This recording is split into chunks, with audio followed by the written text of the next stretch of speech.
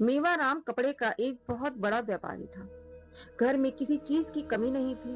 एक लड़का, एक लड़की, सुंदर पत्नी, पूरा संस्कारी परिवार था। घर में एक बहुत ही सुंदर और विशाल मंदिर, जिसमें ठाकुर जी और किशोरी जी की भव्य मूर्ति, जिसका उसकी पत्नी नित्य बहुत सुंदर श्रृंगार करती थी। नित्य नए नए वस्त्र धारण करवाती थी, तरह तरह के व्यंजनों से ठाकुर जी और किशोरी जी को भोग लगाती थी। मेवाराम अपनी पत्नी को इस लगन से ठाकुर जी की सेवा करते देख बहुत आनंदित होते थे और मन में सोचता था कि मैं कितना सौभाग्यशाली हूँ जो मुझे इतनी संस्कारी पत्नी मिली है और इतने अच्छे संस्कार उसने अपने बच्चों को दिए हैं।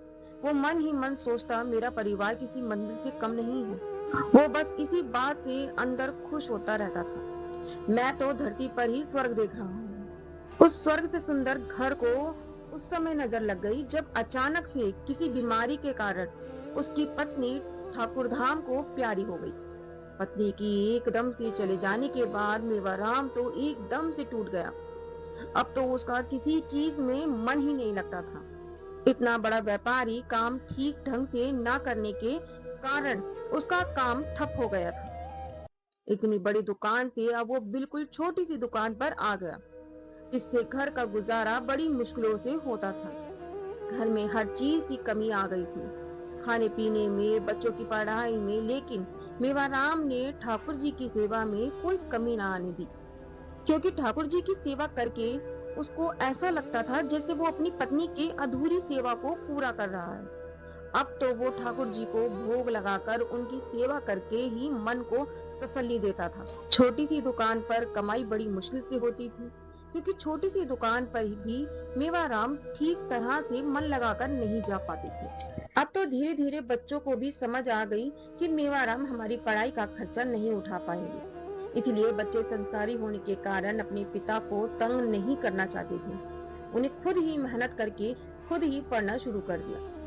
बच्चे पहले नौकरी पर जाते, बाद में पढ़ते। घर पर सारा दिन केवल मेवाराम अकेला रहता था। राम ठाकुर जी के लिए अपनी दुकान से लाए हुए कपड़े से उनके लिए एक पोशाक बनाना चाहता था, लेकिन अब उसमें वो शक्ति नहीं रही थी और ना ही उसकी आंखें इतना काम करती थी।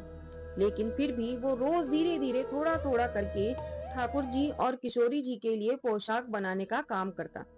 6 महीने बीत गए, उसकी पोशाक बनकर तैयार नहीं हुई थी। वो अपने आप को बहुत कोसता था कि मेरी पत्नी तो हर रोज ठाकुर जी को नए नए वस्त्र धारण कराती थी, लेकिन मैं बदकिस्मत ऐसा नहीं कर पा रहा हूँ। कई बार तो वस्त्र सिलते सिलते उसके हाथों में सुई चुभ जाती, लेकिन उसको इस दर्द में भी आनंद आता था। रात को सोने से पहले वो ठाकुर जी की पूरी सेज सजाता। ठाकुर जी और किशोरी जी के लिए पीने के लिए साफ जल रखता, खाने के लिए कभी खीर और कभी हलवा कचौड़ी रखता, क्योंकि उसकी पत्नी हमेशा ऐसा करती थी। और उसकी पत्नी का कहना था कि रात को ठाकुर जी किशोरी जी यहाँ आकर विश्राम करते हैं और अगर कभी उनको भूख लगी तो वो कुछ खा तो सकते हैं, मगर प्यास लगी तो पानी पी सकते हैं। बस अपनी पत्नी की निष्ठा और विश्वास का वो पालन कर रहा था।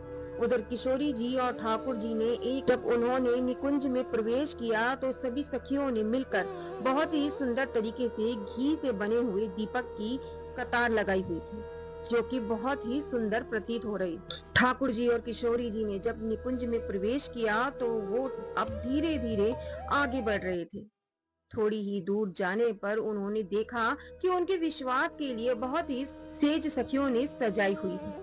पास ही किशोरी जी के श्रृंगार का पूरा सामान रखा हुआ है, जैसे कि बहुत सुंदर फूलों की माला रखी हुई है, हाथों पर लगाने के लिए मेहंदी रखी हुई है, पाँव में लगाने के लिए आलता रखी हुई है, मस्तक के लिए चंद्रिका रखी हुई है और सब सखियां बड़ी बेसब्री से किशोरी जी को श्रृंगार करने के लिए ललायित हैं। खाने के लिए बहुत स्वादिष्ट व्यंजन रखे हुए हैं। पान का बीड़ा, जो किशोरी जी को बहुत पसंद है, वो भी रखा हुआ है और सेज को बहुत ही सुंदर एक वृक्ष के नीचे सजाया हुआ है।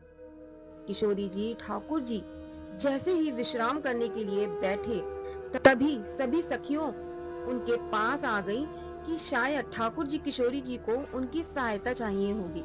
लेकिन ठाकुर जी ने आंखों ही आंखों में सभी सखियों को बड़ी विनम्रता से आग्रह किया कि आज किशोरी जी का श्रृंगार और उनकी सेवा का सौभाग्य उनको प्राप्त करने दो। तभी सभी सखियां लालजू का इशारा समझते हुए वहां से चली गईं।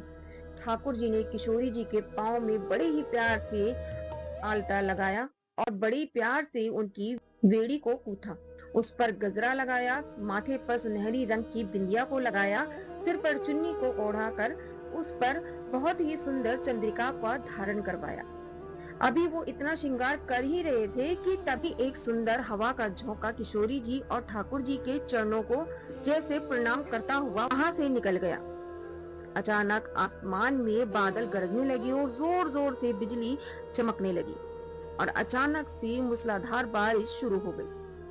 बारिश की वो बूंदें ना जाने कब से इस इंतजार में थी कि कब उनको सौभाग्य प्राप्त हो, वो किशोरी जी और ठाकुर जी के अंग को स्पर्श कर सके। तभी वर्षा का पानी वृक्ष के नीचे बैठे लालजू और किशोरी जी के ऊपर पड़ने लगा। लगातार बारिश को होते देखकर किशोरी जी का मन उस बरखा में भीगने के लिए मचलने लगा और वो झट से वहां से उठकर बारिश में आनंद लेने लगी। वास्तव में वो बारिश का आनंद नहीं बल्कि बारिश की बूंदों को सौभाग्य दे रही थी, जिनकी चाहत थी कि वो किशोरी जी का अंगीकार करे, उनके चरणों को स्पर्श करे। लेकिन ऊपर से आने के कारण बारिश की बूंदें ऐसे लग रहा था जैसे लाडली जी के सुकोमल अंगों पर उनका प्रहार हो रहा हो, जिनको लाडली जू के सुकोमल अंग शायद सहन न कर पा रहे थे। लालजू ये सब देख रहे थे और उन्होंने जाकर लाडली जी से कहा कि यहाँ वृक्ष की ओट में आ जाओ, ये बारिश की बूंदें तुम्हारे कोमल शरीर पर बहुत तेजी से प्रहार कर रही हैं। लेकिन लाडली जू मुस्कुरा कर बोली, नहीं कान्हा, मुझे तो आनंद आ रहा है, लेकिन शीतल हवा और बारिश के कारण अब किशोरी जू कांपना शुरू हो गई। कान्हा को अब चिंता होने लगी। उन्होंने देखा कि उनकी प्रिय ठंड के कारण कांप रही है, तो उन्होंने उसको अपने सीने से लगाकर कुछ गर्माहट देने की कोशिश की, लेकिन वो भी असफल रही, क्योंकि लालजू तो खुद ही वर्षा के कारण भीग गए थे। अब तो ठाकुर जी को भी चिंता होने लगी कि मेरी प्रिय को कष्ट सहना पड़ रहा है।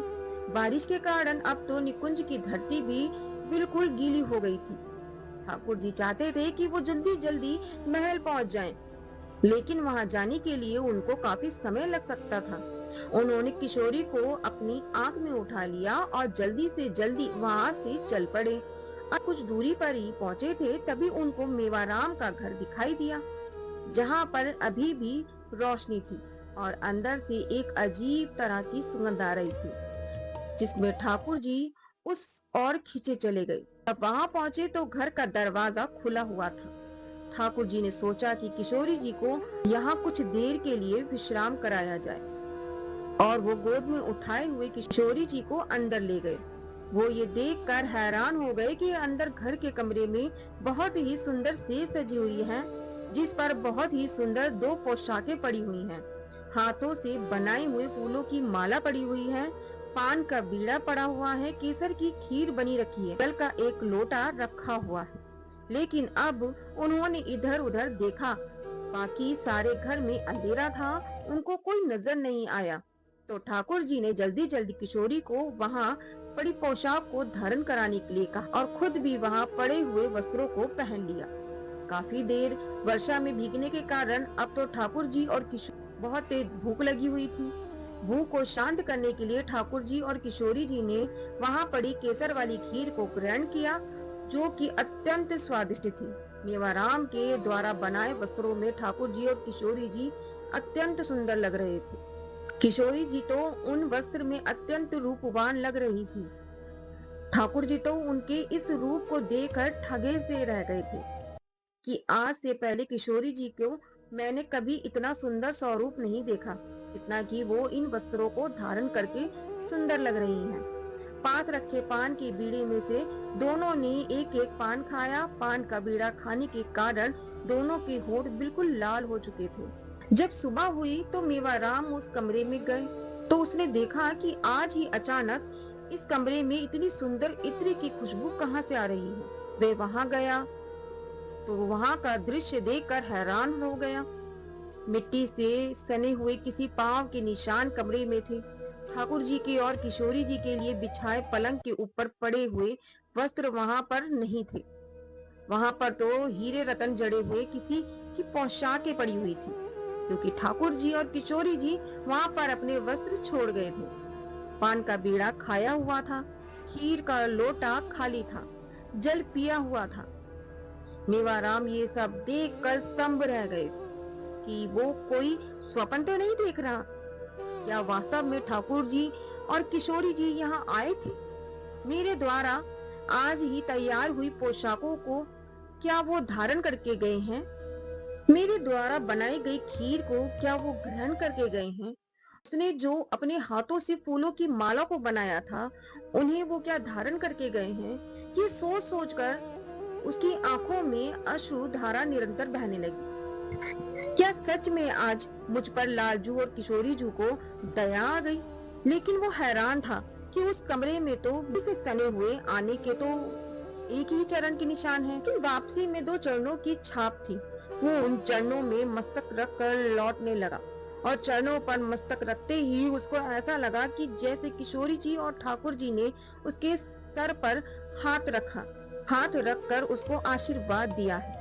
वास्तव में वर्षा में भीगने के कारण ठाकुर जी ने किशोरी को अपने आंख में उठाया हुआ था, मतलब अपनी गोद में उठाया हुआ था।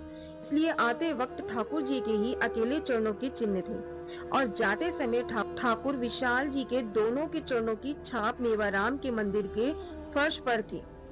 वो उन चरणों में मस्तक रख कर जोर जोर से रोने लगा। क्या मैं इतना भाग्यशाली हो गया हूँ जो कि ठाकुर जी और किशोरी जी को मुझ पर इतनी दया आ गई। वास्तव में ये सब लीला ठाकुर जी की थी, क्योंकि इतने महीनों से इतने विश्वास, निष्ठा और लगन से मेवाराम पोशाक को बना रहा था, आज ही वो बनकर तैयार हुई थी और उसी का मान रखने के लिए ये सब लीला ठाकुर जी ने ही की थी।